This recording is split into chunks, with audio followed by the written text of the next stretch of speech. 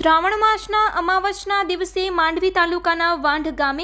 શિવપુરાણનું આયોજન શ્રી લાલા હળધોળના મંદિરે શ્રી આશાપુરા ફળિયાના લોકો દ્વારા કરવામાં આવ્યું હતું, જેમાં વક્તા પરમ પૂજ્ય શાસ્ત્રી શ્રી ક્ષત્રિય સંઘાર સમાજના ધર્મગુરુ શ્રી વિપુલભાઈ ભાઈ શંકરજી શર્મા દ્વારા વાંચવામાં આવી રહ્યા છે,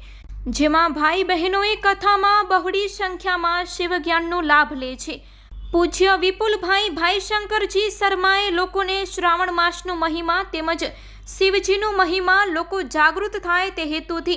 એક પણ પૈસો લીધા વગર ગુરુજીએ પોતાની વાણી દ્વારા શિવજીનો મહિમા, જેમને શિવપુરાણ કહેવામાં આવે છે, તે નિસ્વાર્થ ભાવે લોકોને જ્ઞાન આપે છે। ધન્યવાદ છે કે આવા પવિત્ર શ્રાવણ માસ દરમિયાન દરરોજ પોતાનો સમય કાઢીને નિસ્વાર્થ ભાવે આવું આયોજન કરે છે।